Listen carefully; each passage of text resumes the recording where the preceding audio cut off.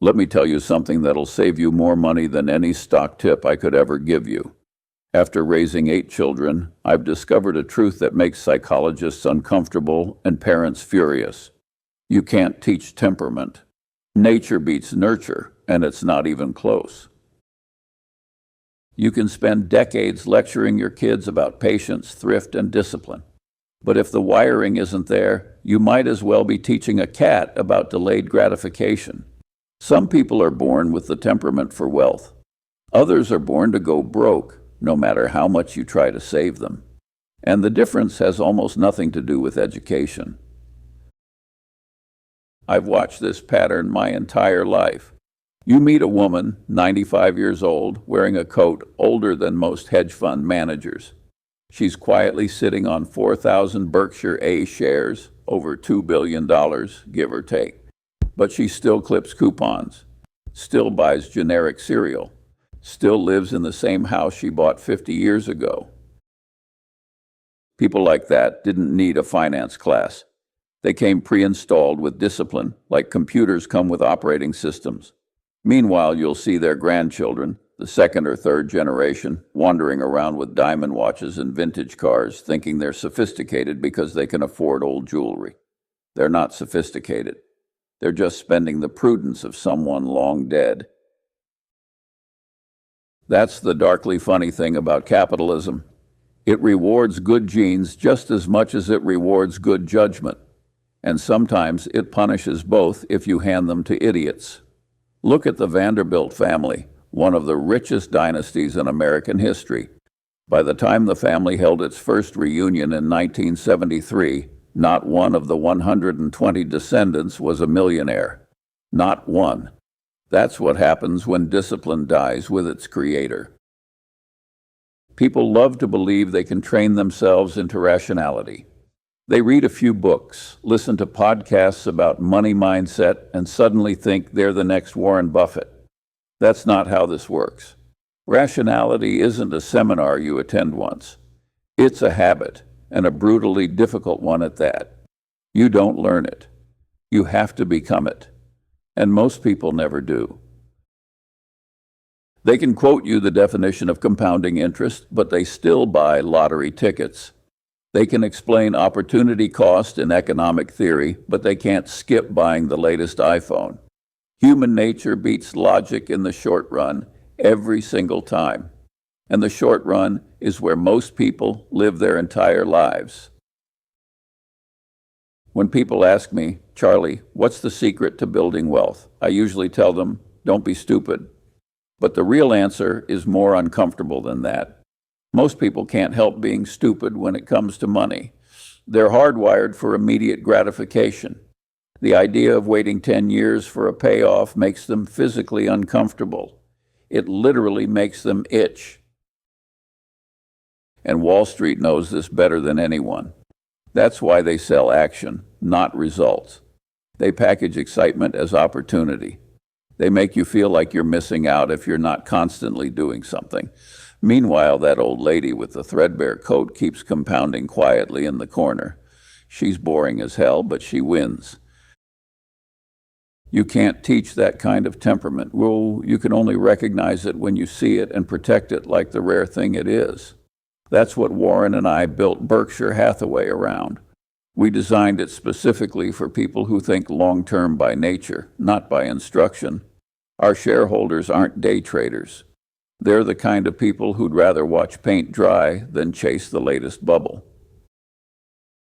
And it turns out that's a massive competitive advantage, because when the crowd is emotional, and they always are, patience becomes pure arbitrage. You're buying rationality at a discount. Now, let's not romanticize this either. Delayed gratification has its own form of stupidity. Some people take it way too far. They save so aggressively they forget to actually live. They hoard joy the same way misers hoard coins, always waiting for some perfect future moment that never arrives. I call that financial anorexia. It's not prudence anymore, it's pathology. I once told someone, if you save every dime and die with a fortune but no memories, you've simply donated your entire life to compounding. And here's what people forget. You can't compound time. You can only waste it or use it. So yes, I believe deeply in saving, but not in self-denial for its own sake. I spent 2 or 3 cents out of every dollar I earned and saved the rest. That ratio worked perfectly for me. I never needed much to be content. The real trick isn't figuring out how much to save, it's figuring out how little you actually need. Because when your expectations are reasonable, the whole world suddenly looks affordable. But here's where nature comes roaring back into the picture. Even if I tell you all of this, half the people listening won't do it. They simply can't. Some people cannot stand inactivity. They'd rather feel busy losing money than feel lazy making it. That's just human nature. We evolved to hunt and gather, not to sit still and hold. So sitting on cash or waiting 10 years for a stock to play out feels like death to most people. They crave movement even when that movement is killing them financially. That's why the markets never run out of noise. Every era has its new distraction, dot-coms, crypto, meme stocks, whatever the flavor of the week happens to be. The technology changes. The psychology doesn't. You can replace roulette wheels with algorithms, but the impulse behind both is identical. The need for stimulation, the desperate desire for something to happen. And that's precisely why patience will always be rare. It's not something you can teach in a classroom. It's inherited, like height or eye color. People love to debate nature versus nurture as if one completely cancels out the other. But the truth is simpler. Nurture only works when nature allows it. If you were born impulsive, sure, you can improve. But you'll always be fighting gravity. And gravity, I'm sorry to report, usually wins. The best investors I know aren't necessarily the smartest people in the room. They're the calmest. They have a temperament that doesn't require constant validation from the market or their peers. They're willing to look foolish for an entire decade if it means being proven right in the end. And they usually are, because the market punishes impatience far more severely than it punishes ignorance. So what's the lesson here? If you're naturally impatient, at least have the wisdom to know it. Design your financial life around that weakness. Automate your savings. Avoid speculation entirely. And for God's sake, stop pretending you'll magically transform into Benjamin Graham by next Monday. If you're naturally prudent, guard that temperament like it's made of gold. Because the entire world, every advertisement, every headline, every social media influencer is specifically designed to talk you out of it. They want you to feel behind, inadequate, like you're missing out on some grand opportunity. Don't buy it. Remember that old lady with 4,000 Berkshire shares? She didn't chase trends. She didn't need applause or validation. She just sat there quietly, letting arithmetic do all the heavy lifting. And arithmetic, unlike human emotion, never lies. It just compounds silently and relentlessly, whether anyone's watching or not. That's both the beauty and the cruelty of human nature in markets. The patient few will always look completely foolish in the beginning. But when the noise finally fades and the charts crash and burn, they'll still be standing there, unfazed. Everyone else will be out frantically looking for the next sure thing. And they'll find it, of course. There's always another one waiting, always just expensive enough to teach them the exact same lesson all over again. People absolutely love to preach the gospel of delayed gratification. Save now, enjoy later. It sounds noble, disciplined, almost holy. But if you look closely, you'll notice most people preaching it have no idea what later actually means. Later becomes someday. Someday becomes never. And before you know it, the savor is gone, and the compounding has stopped, not because the mathematics failed, but because biology did. I'm not saying patience is bad. It's absolutely the cornerstone of intelligent investing. But like every good idea in history, it can be taken too far, usually by people who fundamentally misunderstand it. Patience isn't about waiting forever. It's about waiting intelligently. There's a massive difference between delayed gratification and delayed life. I've seen people delay everything, vacations, hobbies, even simple joy, because they were completely obsessed with maximizing some hypothetical future comfort. They wouldn't spend a single dime today if they thought it could possibly grow into 2 dimes tomorrow. And yet, when tomorrow finally came, they were too old, too tired, or too sick to bend down and pick those dimes up. I call that the cult of delayed gratification. They worship compounding but completely forget about mortality. They optimize spreadsheets while ignoring sunsets. They become experts at deferring life itself. Warren once joked about this better than anyone I know. He said if you buy a 30-year government bond paying 3% and inflation runs at 2%, after taxes, you'll be lucky to break even. In other words, you've delayed gratification for 3 full decades just to end up riding the exact same number of rides at Disneyland. Same roller coaster, same overpriced snacks. You've just postponed the experience for 30 years and somehow convinced yourself that was wisdom. That's not delayed gratification. That's self-deception wrapped neatly in the costume of thrift. When I was younger, I used to tell my kids, eat hamburgers now so you can eat steak later. Made perfect sense back then. Money actually grew faster than inflation, and interest rates rewarded savers. But today, I'd tell them something very different. Because what happens if that steak never comes? What if the economy fundamentally changes, or your health fails, or the government invents some creative new way to tax your patience into oblivion? Then you'll discover the hard way that saving without purpose isn't prudence at all. It's just postponed disappointment. The brutal truth is that delayed gratification only works in systems that actually reward it. In a low-interest world, it becomes a trap. You're not saving for the future. You're subsidizing someone else's leverage. Look at the banks. They take your money, pay you essentially nothing, and lend it out 10 times over at fat spreads. You call it saving. They call it inventory. Guess who's getting the better end of that deal? I'm not suggesting you burn through your money like a drunken sailor. That's just stupidity in the opposite direction. But somewhere between reckless spending and obsessive hoarding lies actual sanity. And that's the territory most people never find. You should save to buy freedom, not furniture. And you should delay gratification only when the reward genuinely exceeds the wait. That's the part nobody teaches you. They just say, patience pays, like it's some universal law of nature. But patience only pays when the mathematics agrees with you. Let's talk about inflation for a moment, because people fundamentally don't understand it. They think it's some abstract concept that economists argue about on television. In reality, it's the slow, invisible, perfectly polite theft of your purchasing power. If you're saving money at 3% interest while inflation runs at 2%, your real return is essentially zero. But the tax man still takes his cut on that 3%. So after taxes, you're actually losing ground every single year. You have delayed gratification and been quietly robbed for your trouble.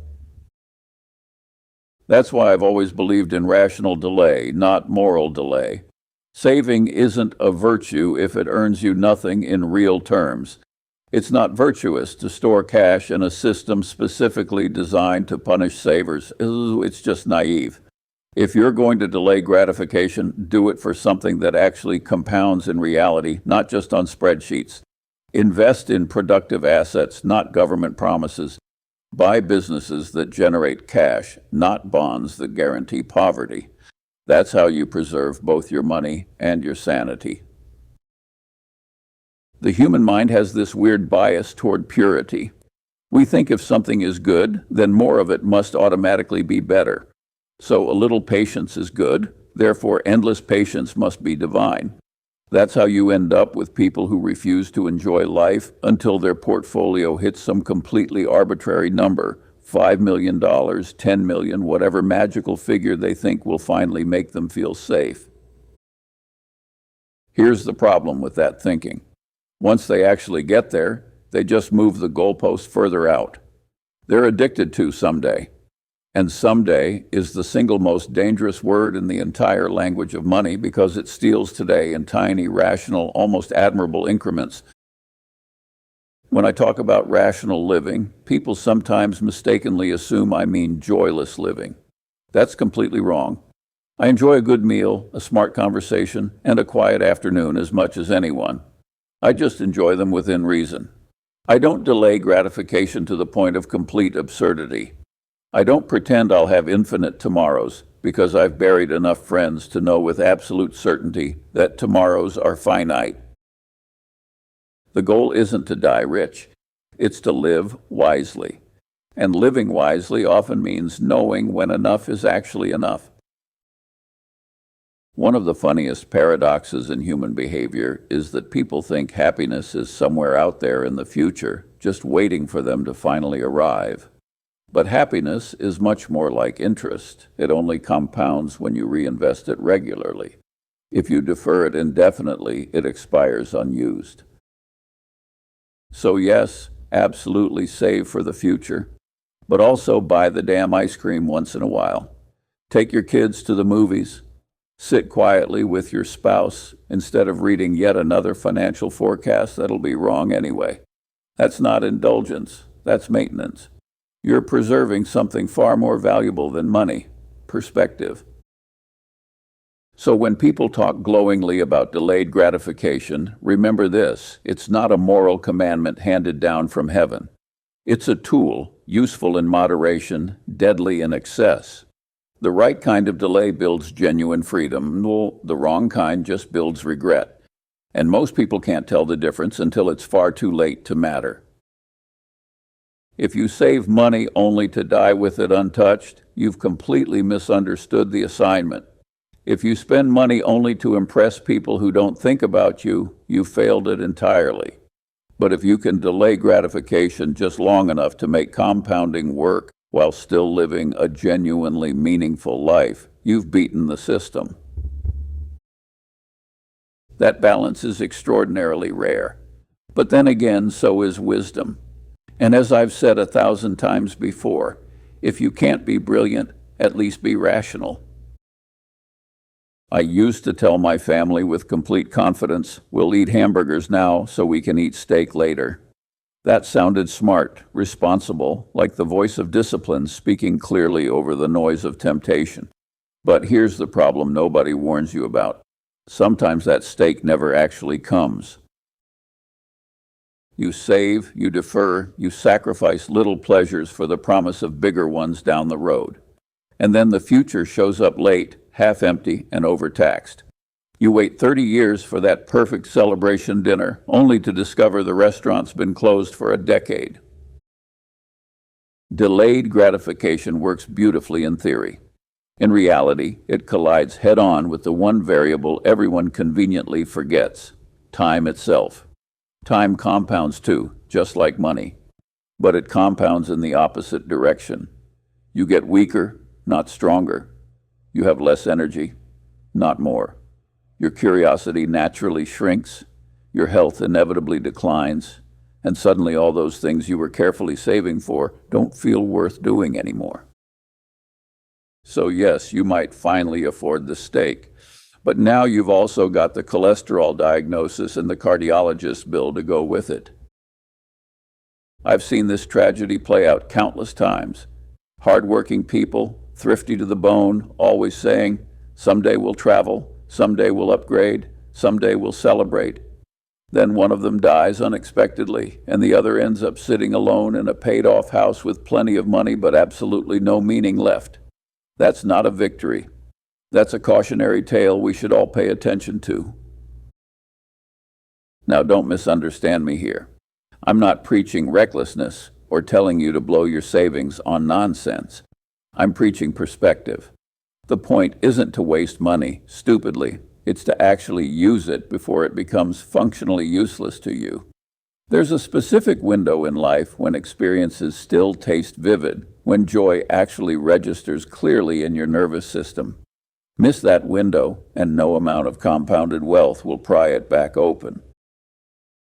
You can't buy back youth. You can't buy back health. You can't buy back genuine curiosity about the world, not with all the compounding mathematics in human history. I once met a man who bragged endlessly about saving every penny. He hadn't taken a single vacation in 20 years. He told me proudly, "When I retire, I'm going to see the entire world." I looked at him and asked, "What if the world doesn't wait for you?" He laughed like I was joking. I wasn't. A few years later, his health completely failed.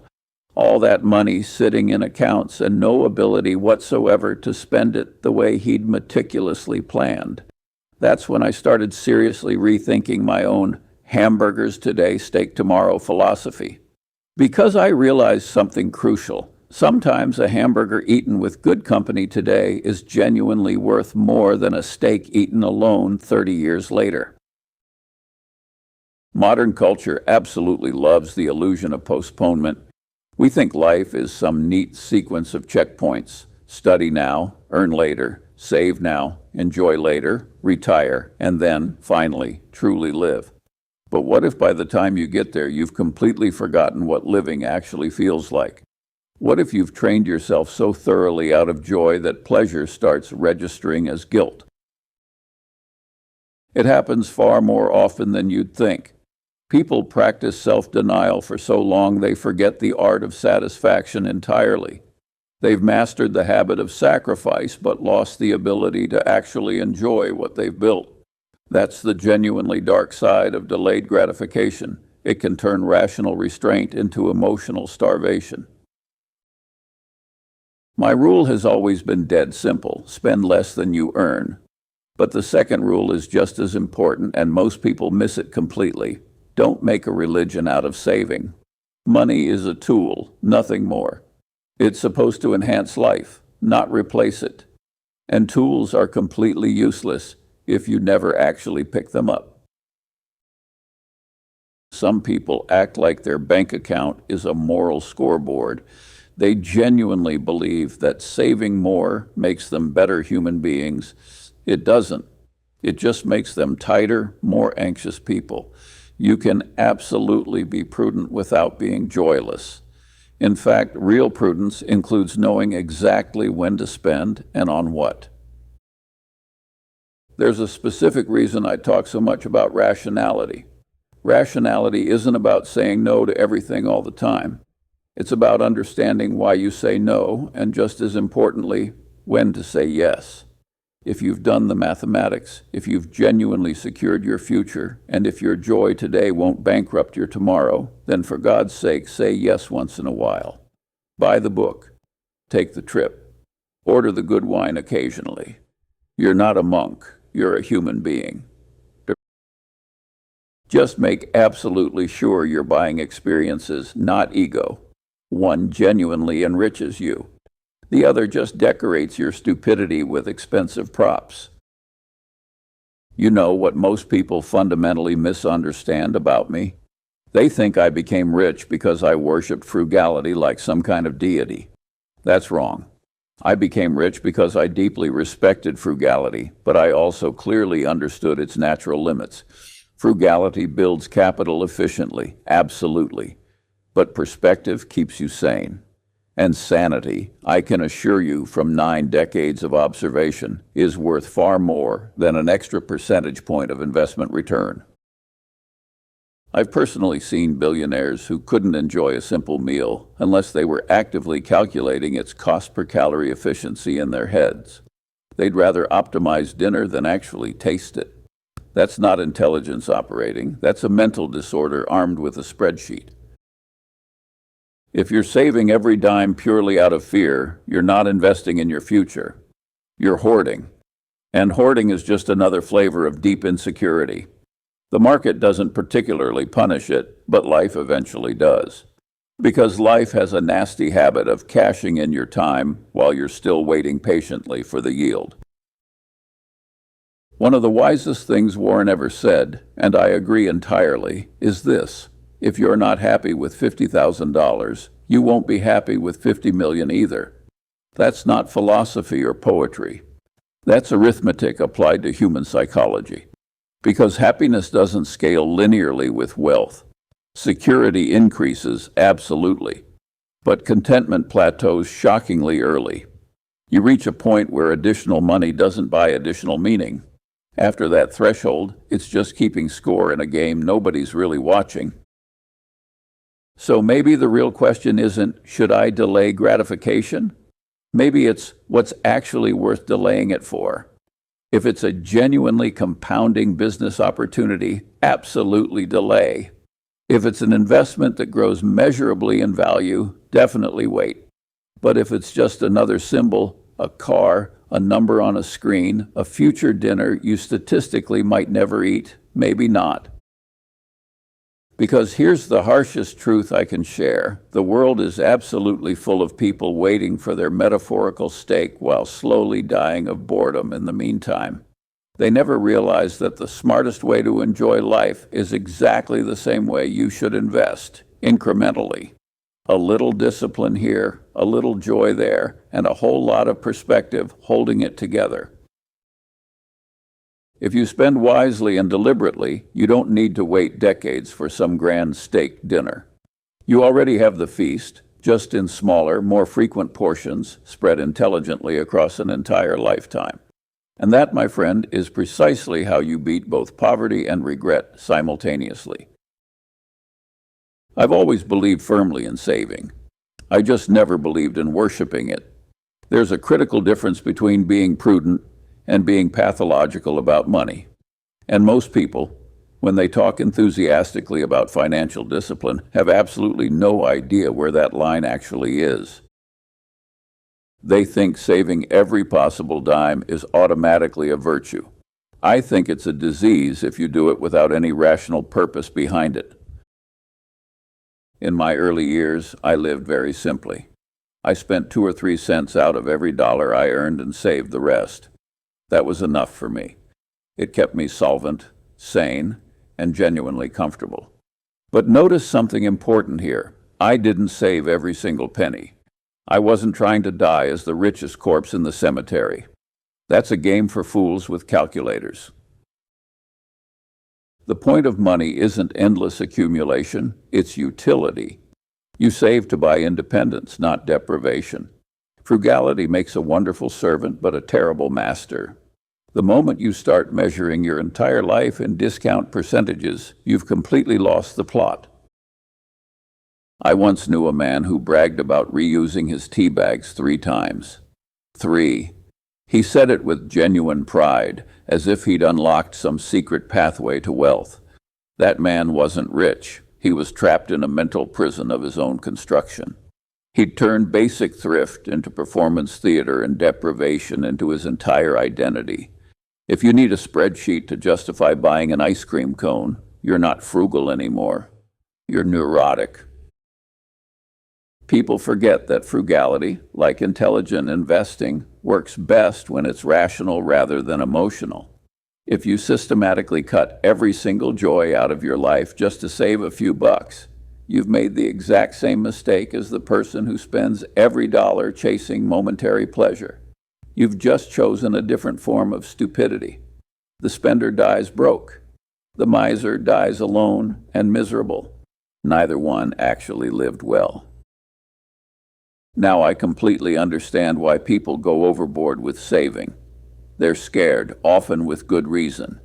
They think the future is some bottomless pit of risk and uncertainty. And fear makes people cling desperately to money like it's oxygen itself.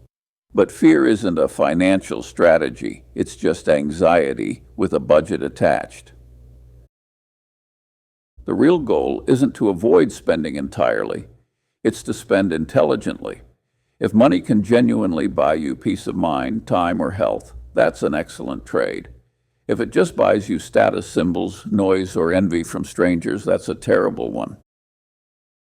Here's a simpler rule: buy utility, rent pleasure when necessary, and completely ignore status. Most people never understand this distinction. They think buying less automatically means they're winning some invisible game. But the actual purpose of frugality isn't to minimize expenses, it's to maximize your future options. Every dollar you don't waste stupidly gives you leverage later. But that leverage is completely worthless if you never actually use it. You can't eat optionality for dinner. You have to cash it in sometime, preferably while you're still breathing. There's a story I once heard about a man who saved obsessively his whole life, never spent on anything remotely unnecessary. He drove a 20-year-old car, wore the exact same coat every winter, and refused every invitation that cost more than $10. When he died, he left behind several $1 million. People called him disciplined. I call him malfunctioning. He optimized his life for completely the wrong variable. He was extremely efficient but totally ineffective at actually living. And life, unlike investing, doesn't reward pure efficiency. It rewards balance. You want to know the real truth about wealthy people? Most of them aren't misers at all. They're just highly selective. They don't waste time counting pennies because they're too busy counting opportunity costs. They'll spend lavishly on things that genuinely matter: education, valuable ideas, relationships with excellent people. But they won't waste a single dime on things that scream insecurity or status seeking. They've learned the crucial difference between real comfort and pure vanity. That's what average people never figure out. People like to call me cheap. I'm not cheap. I'm precise. I don't mind spending when the value is crystal clear. But I absolutely refuse to subsidize stupidity, mine or anyone else's. That's why I hate unnecessary fees, badly designed products, and financial experts who sell comfortable illusions. I don't mind paying generously for genuine excellence. I just won't pay anything for noise. If you're paying someone primarily to make you feel smart, you're already the idiot in that transaction. The fundamental problem with extreme frugality is that it becomes completely self-reinforcing. You start believing you're morally superior simply because you spend less than others. It's like religious fasting, except without any of the enlightenment. Soon you're not saving money to build actual wealth anymore. You're saving purely to preserve your ego, to maintain your identity as the frugal one. And that's the single most expensive thing a human being can protect. You can't buy happiness directly, but you can certainly hoard misery very efficiently. When I was younger, I used to walk past fancy stores and think dismissively, "Who needs this nonsense?" Then I got older and wiser, and I realized it's not really about needing it. It's about enjoying things responsibly. And if you genuinely can't enjoy even a small luxury without crushing guilt, you've failed financially, no matter how impressively large your net worth happens to be. Because real wealth is actually the ability to spend money without anxiety. That's the entire point of having money in the first place: freedom from constant financial worry. If you still panic every time you open your wallet, you're not actually rich. You're just a hoarder with a bigger number on a screen. I've said it before, and I'll say it again until people listen. The trick isn't to be brilliant. It's to be rational. And rationality applies just as much to saving as it does to investing. Save aggressively when you're young and poor. Save moderately when you're comfortable and secure. Spend freely within reason when you've genuinely earned that security. That's how actual adults behave. Children either eat the marshmallow immediately or hoard it obsessively until it rots. The wise person knows exactly when to take a bite. Frugality is exactly like salt in cooking. Use too little, and you're being reckless with your resources. Use too much, and you completely ruin the meal. Use just the right amount, and you make life taste exactly right. That's not poetry. That's arithmetic applied directly to your soul. Because the ultimate goal isn't to die with the most money. It's to live with the fewest regrets. And trust me on this, nobody looks back at 90 years old and wishes they'd reused more tea bags. People think money will make them happy. Oh, they're fundamentally wrong about that. Money might make you comfortable, but comfort and happiness are two entirely different species of experience. Comfort is physical. Happiness is psychological. And the bridge between them is far narrower than most people can successfully balance on. I've known more genuinely rich people than most mortals will ever meet. I've seen them in private, long after the applause fades, after the magazine covers turn yellow with age. And let me tell you something that might surprise you. Most of them aren't measurably happier than the school teacher living modestly down the street. They have more toys, absolutely, better furniture, bigger swimming pools, flashier vacation homes. But actual happiness? That plateau arrives fast and stays stubbornly flat. After your first few $1,000,000, the joy curve flattens dramatically. After a few dozen million, it often goes negative. You start managing your possessions instead of enjoying them, and you realize too late that wealth doesn't actually remove problems from your life. It just changes their shape and sometimes makes them worse. If you're genuinely miserable with $50,000, you'll be just as miserable with 50 million. Because the thing that's broken isn't your income, it's your expectations and your psychology. Money amplifies precisely who you already are. If you're deeply insecure, money makes you more insecure. If you're arrogant, it gives you a much bigger microphone. If you're naturally generous, it gives you meaningful scale. But it never transforms character. It just exposes it more clearly. That's exactly why I've watched billionaires implode in slow motion over decades.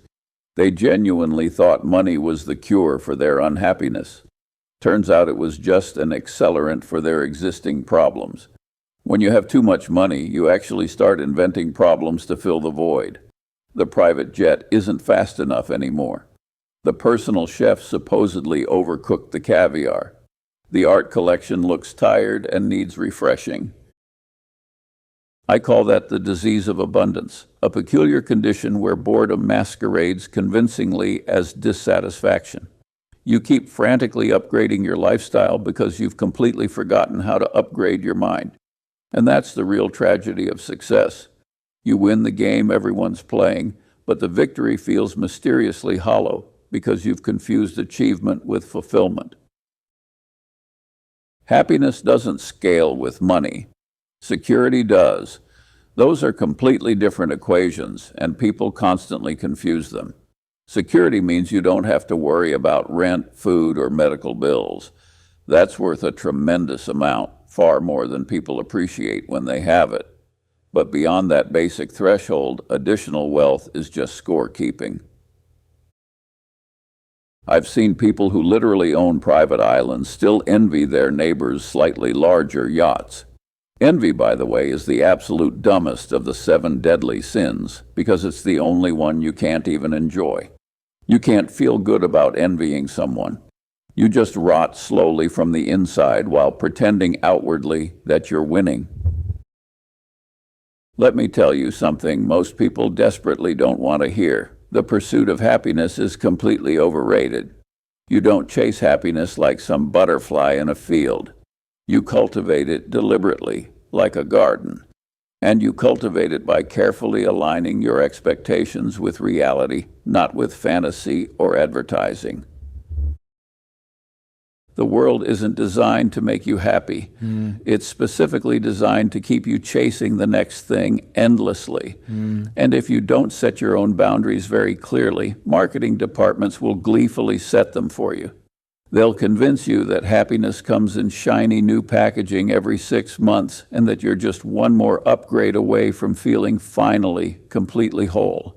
That's precisely how they keep the treadmill running profitably. And people run themselves right into early graves, trying desperately to keep up. Warren and I live quite modestly, not because we're trying to make some grand moral statement, but simply because it's efficient. Simplicity dramatically reduces noise. And less noise means substantially more clarity. You don't need Italian marble floors to think clearly about difficult problems. You just need genuine peace and a functioning brain. People often ask, why doesn't Buffett buy a yacht? Because he already owns the ocean, metaphorically speaking.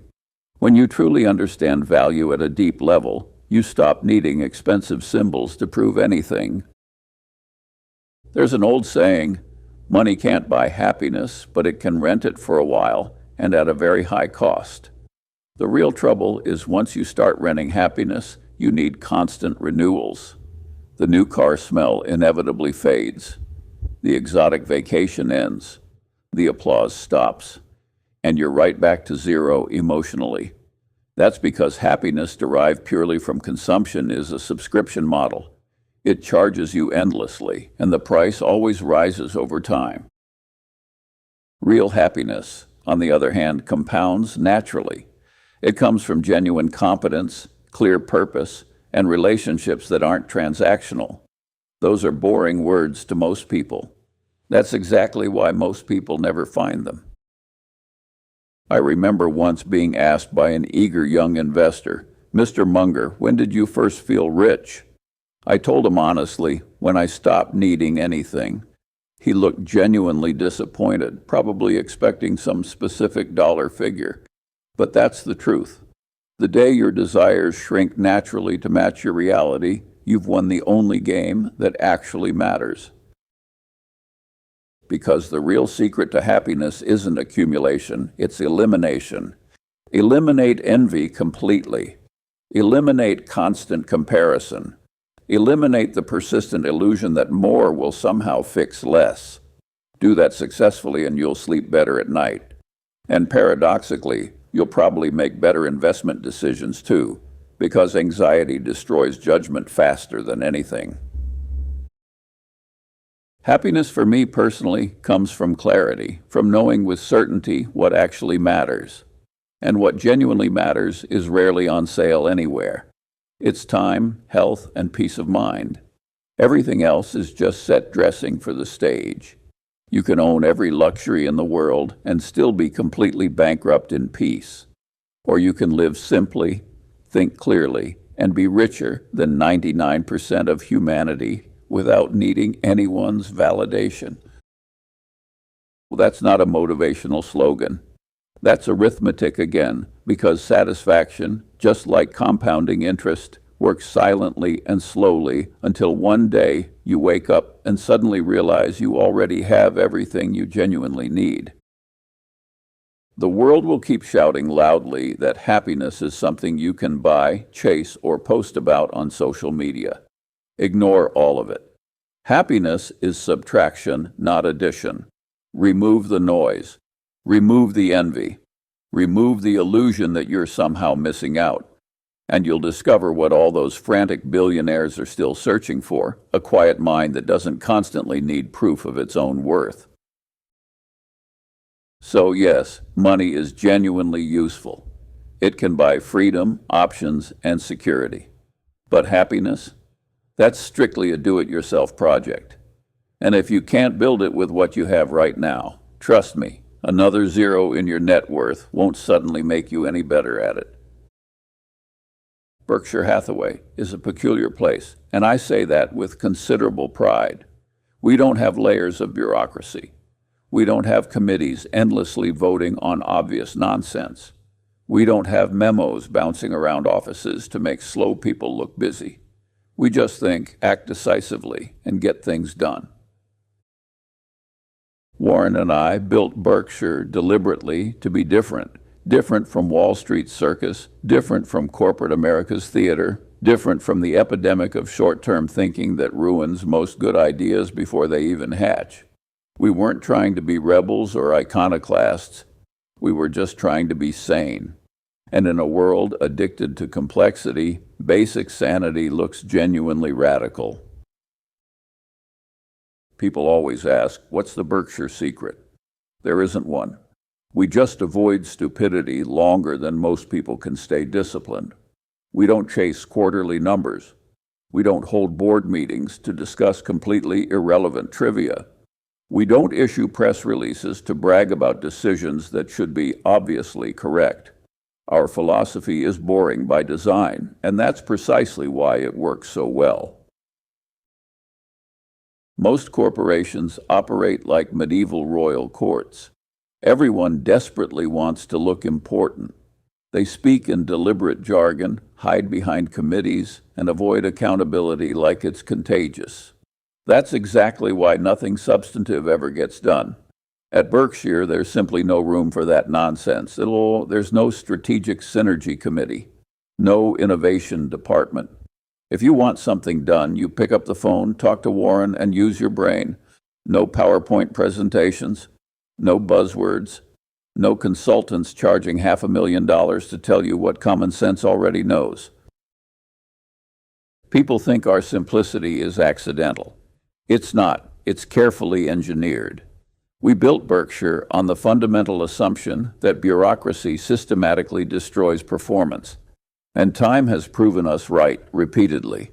Every additional layer between thought and action is a tax on results. Every unnecessary meeting is a theft of productive energy. We just skipped all that completely, and we're not remotely sorry about it.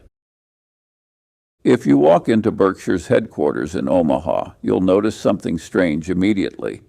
There's almost nothing there. No empire of executives, no marble lobby, no 20-story glass monument to corporate ego. It's basically Warren and a few assistants, and somehow that tiny group manages hundreds of billions of dollars in capital. Why? Because genuine competence scales far better than committees ever will. Warren and I never wanted to be like everyone else. We saw what everyone else looked like, over-leveraged, overconfident, and chronically under-rational. We decided to go in precisely the opposite direction. No debt we can't explain. No businesses we don't genuinely understand. No forecasts we can't logically defend. No strategies that secretly depend on luck. That's the Berkshire way. It's not glamorous, but it's absolutely bulletproof. People often ask why we don't tell the public what we're buying and selling every single day. Because it's none of their business, frankly. We're not an investment advisory service. We're not here to entertain day traders or fill airtime on CNBC. We're here to compound capital rationally and quietly without drama. If Apple is building a revolutionary new product, they don't publish every prototype online for competitors. If a pharmaceutical company is working on a breakthrough drug, they don't live stream the laboratory test. So why should we announce our investment ideas before we've finished executing them? That's not transparency. That's stupidity. I once told someone, our job is to act rationally in a world that systematically punishes patience. That's harder than it sounds because the modern world wants everything loud, fast, and public. Berkshire operates on silence, slowness, and substance. We're the last adults left in a room full of attention-seeking children. When we buy something, we do it because the mathematics makes perfect sense, not because the headlines will be impressive. We also built Berkshire to be trustworthy, a word that sounds almost quaint now, but remains the most valuable asset you can possibly own. If Warren gives his word, it's as good as a signed legal contract. That reputation has made us billions over time. Not directly, but through the quality of opportunities it attracts. When the world melts down financially, people call Berkshire first. They know we'll answer. They know we'll deliver exactly what we promise. That's an advantage money literally can't buy and competitors can't copy.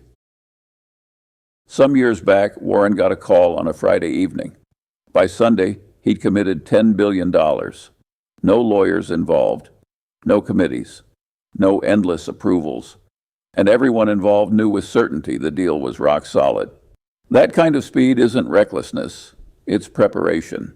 It's decades of rational decision-making distilled into one moment of complete trust. That's why Berkshire works so well. We make decisions like owners, not politicians running for re-election. Our whole system runs on a simple equation. Trust genuinely competent people, leave them alone completely, and measure them by results, not noise. That's why we've attracted managers who think like partners, not employees. They don't need hand-holding. They don't need constant memos. They just need freedom to do what they do best. It's amazing what you can accomplish when you stop micromanaging grown adults who actually know what they're doing. And yes, we're genuinely proud to be peculiar. People sometimes say Berkshire is old-fashioned. I take that as a sincere compliment. We still believe in handwritten thank you notes, zero debt, and telling the truth even when it's inconvenient. Those habits went out of style, but they never went out of utility.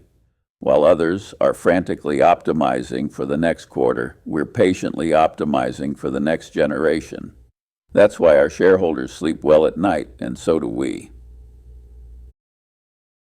Being different makes people uncomfortable. They don't know how to categorize you. But I've learned something watching human behavior for 9 decades.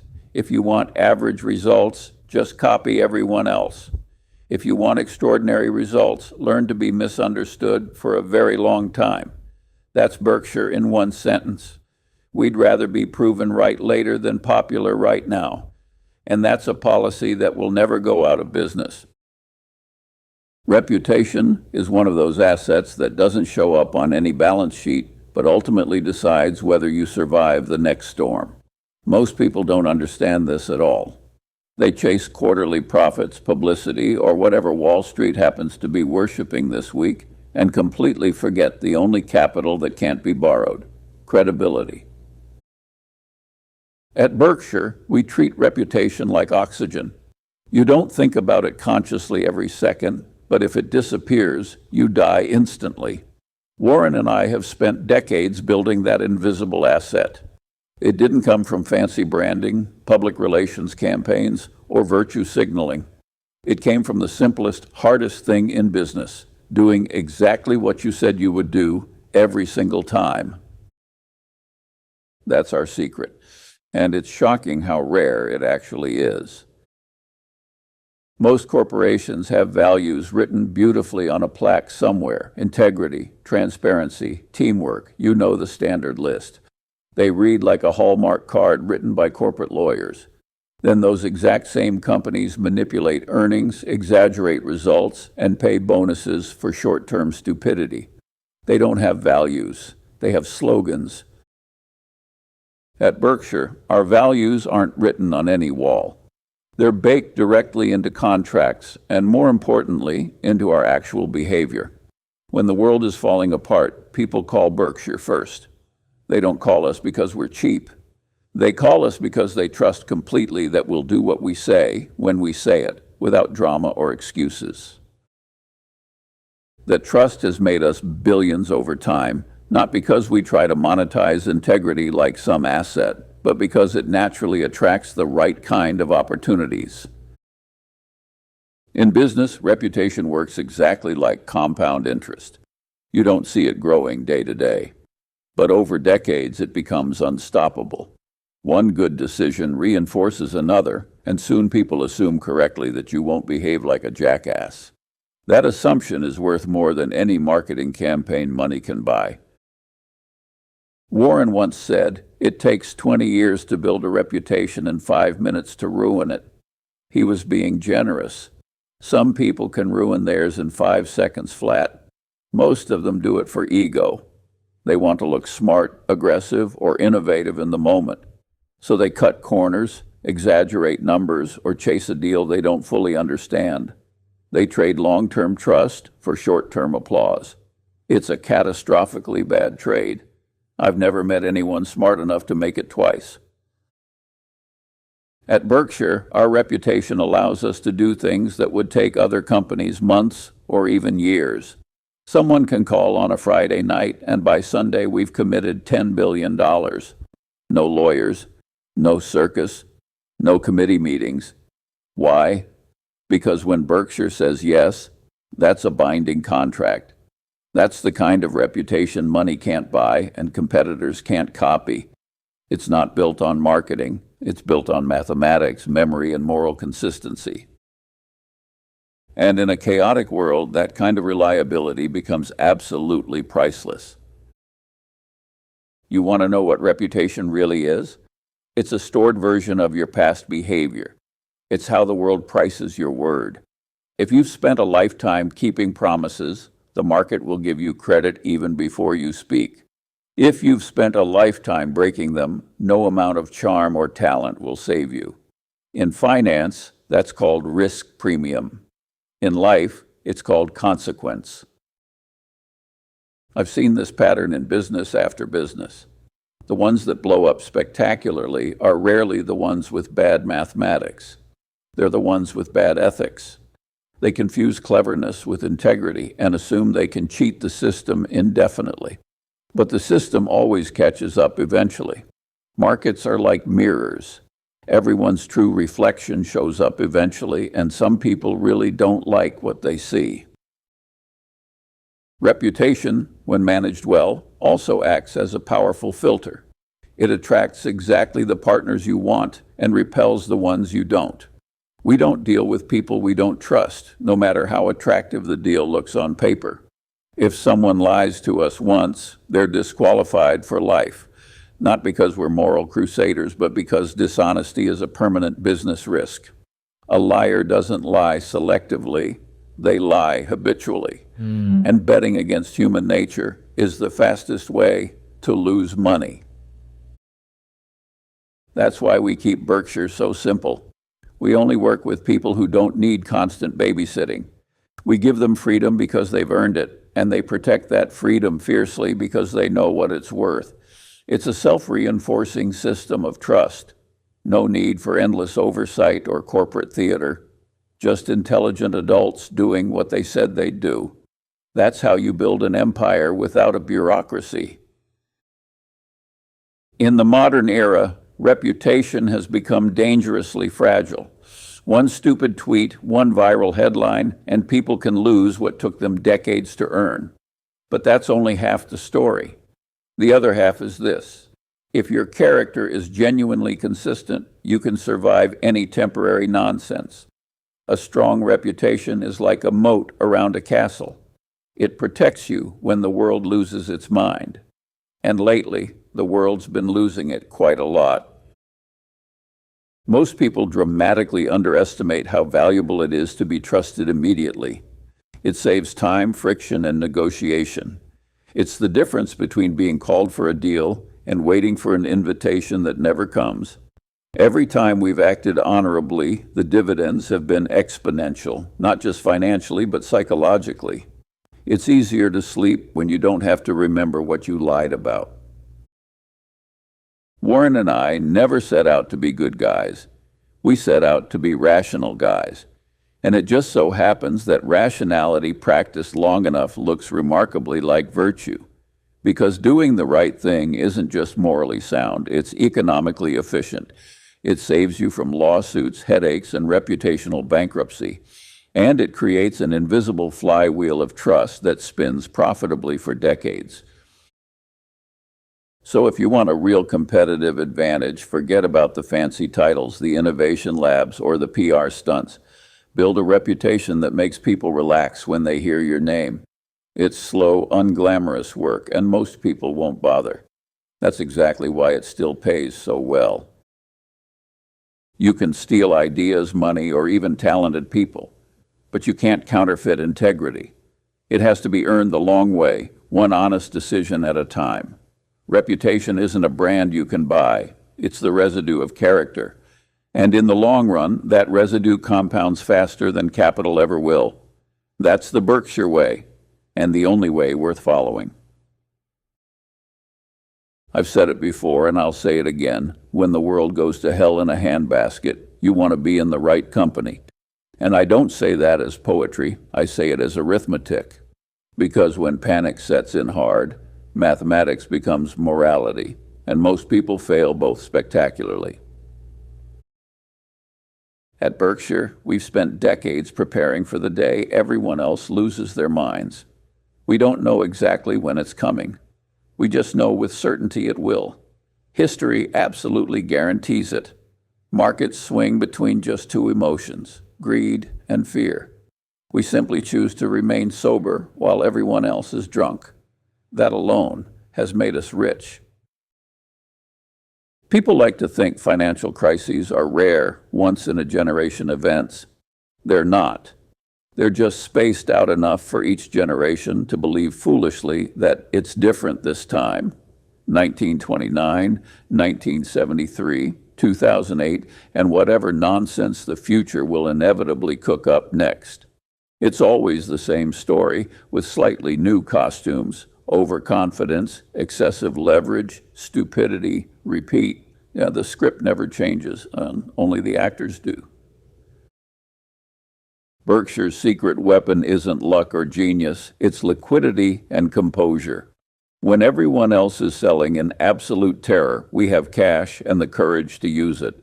When everyone else is frozen, we act decisively. That's not heroism, that's just preparation meeting panic head on. People call it courage. I call it patience with dry powder.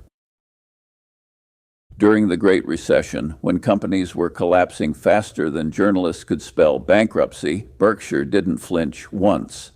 We wrote billion-dollar checks while the supposedly smartest people in the room were hiding under their desks. Not because we were fearless, but because we'd already accepted fear as part of the process. You don't rise above panic. You plan for it methodically. That's why we hold cash, not as a fetish, but as firepower. Cash gives you optionality. Optionality gives you calm. And calm gives you clarity when everyone else is losing theirs. The average investor hates cash because it doesn't earn anything. They forget it earns the most important thing: survival. It's what allows you to play offense when others are too busy cleaning up their own wreckage. People misunderstand what we mean by being prepared. It's not about predicting the next crash, it's about deserving to survive it. You can't time disasters, but you can build a system that doesn't collapse under pressure. That's Berkshire. Simple, sturdy, and completely unleveraged. We like to say we sleep well at night, not because we're lucky, but because we've already rehearsed the nightmare. In every crisis, you'll see two kinds of people: the overextended and the undisciplined. One borrowed too much, the other believed too much. They both end up in the same place, broke and confused. Meanwhile, the boring guy who kept his powder dry walks in calmly, buys their assets for pennies, and suddenly looks like a genius. He's not a genius. He's just not stupid. I remember a young analyst once asked me, "How do you stay calm during a crash?" I told him honestly, "You don't. You plan while you're calm, so you don't have to improvise while you're terrified. That's the whole trick. You win by thinking clearly when it still feels completely unnecessary. Because when clarity finally matters, it's already too late for most people." Our reputation, our cash position, our patience, they all tie together perfectly. They're the three legs of our survival stool. Remove one and the chair tips over. Reputation brings us deals. Cash allows us to act. Patience lets us wait until the odds are finally tilted heavily in our favor. That combination turns chaos into opportunity. And that's why Berkshire always comes out stronger after every panic.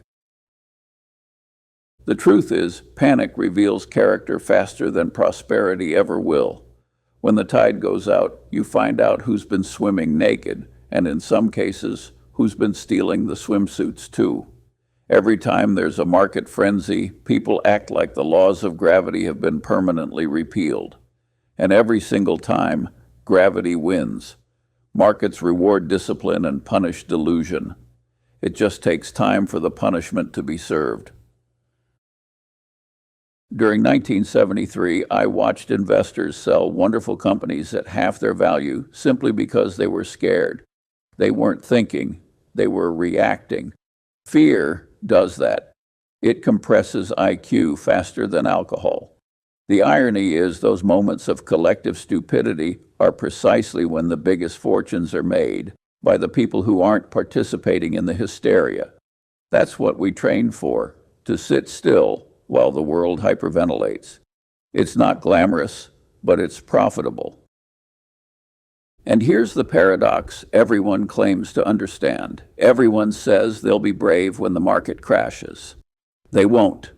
They'll panic exactly like everyone else because they never built the temperament to handle being uncomfortable. They mistake optimism for resilience. Resilience isn't smiling through pain. It's functioning through pain. It's writing checks while others write obituaries. It's keeping your head when headlines scream apocalypse. That's what Berkshire does best. We don't root for chaos, but we're ready for it. That readiness comes from decades of not lying to ourselves. We admit that fear is part of the game, that losses happen, and that the future will always surprise you. And because we accept those truths, we don't have to panic when they inevitably arrive. That's rationality in practice. Not emotionless, just balanced. So when people ask me, Charlie, what happens if the world goes to hell? I tell them, then you'll be in good company because we've been there before. We've made money there before, and we'll do it again, calmly, quietly, without drama. That's what survival looks like in business, prepared, patient, and slightly amused by everyone else's hysteria. The world will always go mad from time to time, but it will also always come back to arithmetic, and arithmetic never panics. I recently got invited to a Bitcoin happy hour. Imagine that, a bunch of people celebrating volatility like it's a virtue. They said it would be fun. I said, I already know how it ends, just like every other speculative mania in human history. The only thing new about Bitcoin is the marketing. The stupidity is ancient. Now, don't misunderstand me. I'm not against genuine innovation. I'm against illusion. There's a difference. Innovation creates real value. Delusion creates volatility. And most of what gets sold as financial innovation is just a complicated new way to separate fools from their money. I once joked that the Bitcoin crowd reminds me of a religion that worships Judas Iscariot. They glorify betrayal, of reason, of mathematics, of common sense. They preach decentralization, but their real god is greed. They don't want a better financial system. They want a faster casino. And Wall Street, of course, was happy to build it for them, complete with ETFs, influencers, and overpriced conferences full of visionaries selling tickets to the next tulip festival. I've been alive long enough to recognize this pattern instantly. Every generation thinks it's invented the shortcut to wealth, and every generation learns painfully that the laws of economics don't care about your enthusiasm.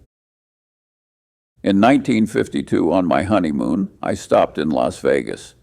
Back then, casinos were elegant, men in tuxedos, women in dresses. Everyone looked intelligent until they opened their wallets. They came thousands of miles to do something they knew was mathematically stupid.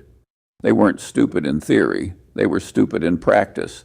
That's Bitcoin in a nutshell, well-dressed people doing dumb things with confidence.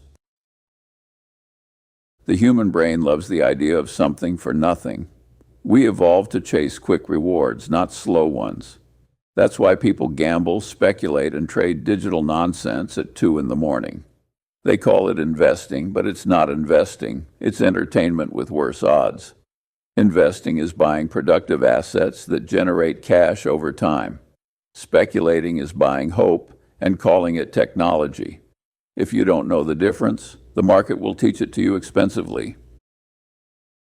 People tell me, Charlie, you just don't understand blockchain. That's fine. I also don't understand astrology, and it seems to work about as well. Whenever someone has to explain why an idea is brilliant using 20 buzzwords and 0 cash flow, you can safely assume it's nonsense. In my world, the test is simple. Does it produce anything? Does it serve a real need? Can it survive without recruiting new believers? If the answer is no, congratulations. You found a cult, not a company. I've watched fads come and go. The dot-com bubble, the housing bubble, the SPAC bubble, the crypto bubble. Same music, new instruments. The melody never changes. People start with, this time is different. Then comes, everyone's getting rich. Then comes, it's too big to fail. And finally, no one could have seen this coming. Every time I laugh because we saw it coming. We just didn't want to bet on exactly when the music would stop. Bitcoin, in particular, fascinates me, not as an investment, but as a psychological experiment. It proves that humans would rather believe in magic than arithmetic. A digital token with no intrinsic value, no regulatory anchor, no productive output, and yet it commands trillions in collective faith. That's not finance. That's mass hypnosis. And like every hypnosis act, the magic ends the moment people wake up.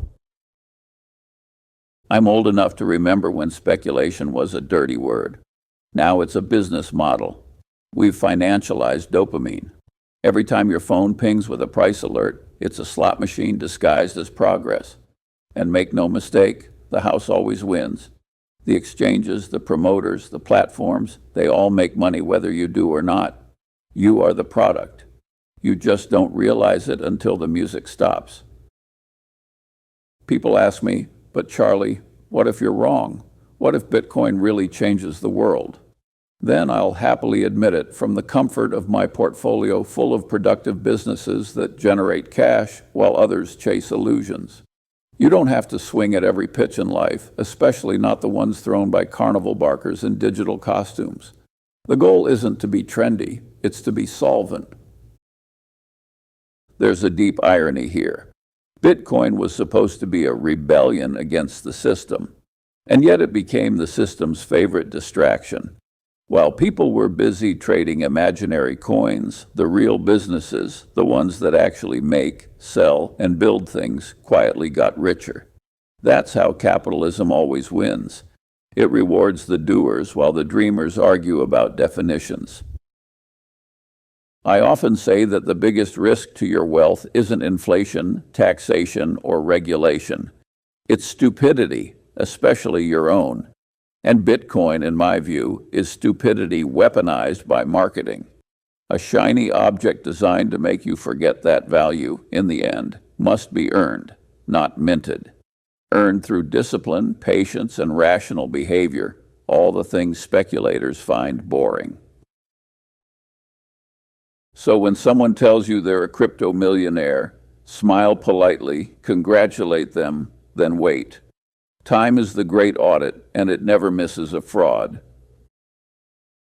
I'm not against risk. I'm against pretending that risk doesn't exist. That's what most Bitcoin enthusiasts do. They romanticize volatility and call it freedom.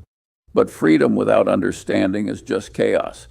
And chaos eventually hands its assets to the prepared. Well, that's why Berkshire doesn't chase these fads, because when the circus leaves town, the elephants always leave a mess, and we prefer to own the cleanup crew.